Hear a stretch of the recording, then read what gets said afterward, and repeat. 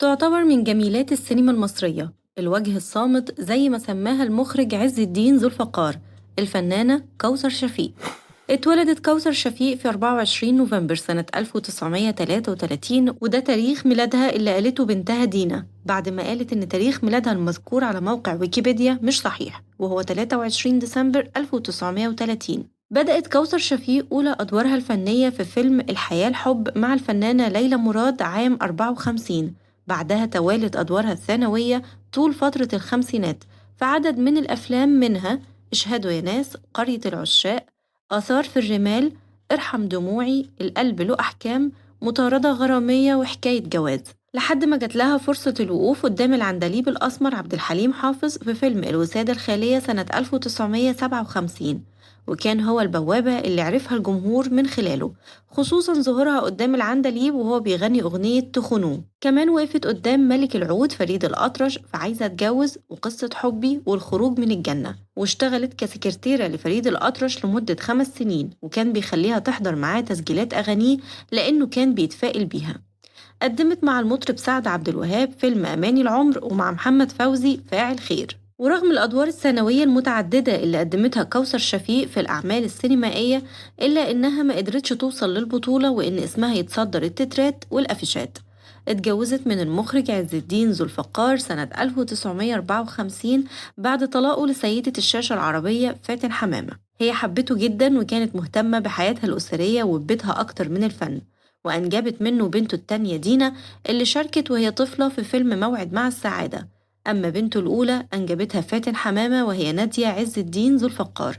بعد انفصال المخرج عز الدين ذو الفقار عن فاتن حمامة، فضلوا يتعاونوا مع بعض فنيا، وفضلت بينهم صداقة كبيرة، وأخرج ليها فيلم نهر الحب وبين الأطلال وطريق الأمل. وقالت كوثر شفيق عنه إنه كان عنوان للشياكة. وخلال تصوير فيلم بين الأطلال كانت فاتن بتيجي عندنا البيت وصورت أفيش الفيلم في بيتنا. وكمان بعد فيلم نهر الحب عزمناها هي وعمر الشريف على الغدا في بيتنا، وكان عز لطيف معاهم ومش بيغير لأنه كان مؤمن بالحب.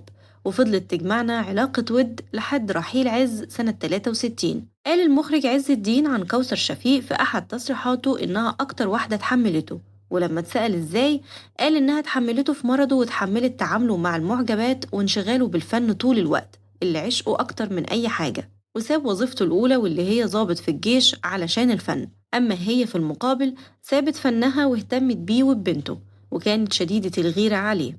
اتخانقت مع الفنانة نجاة الصغيرة بسبب غيرتها عليه، وده كان خلال تصوير فيلم الشموع السوداء في بيت الفنانة نجاة. بيت الفنانة نجاة كان جنب بيت عز الدين ذو الفقار وكوثر شفيق، وراحت هناك وكسرت لنجاة فازة غالية جدا كان تمنها وقتها حوالي 1000 جنيه أو أكتر. ونجاة فضلت تبكي بكاء شديد، واللي أكد الحكاية الناقد طارق الشناوي وقال أيوة الواقعة دي حقيقية. بعد وفاة عز الدين ذو الفقار رجعت كوثر شفيق للسينما وقدمت مع فاتن حمامة فيلم الحرام وأريد حلا ولا عزاء للسيدات، وده كان آخر أعمالها سنة 79. اعتزلت بعده الفن نهائيا، ودي أحدث صور لها وهي تبلغ من العمر الآن حوالي 91 سنة.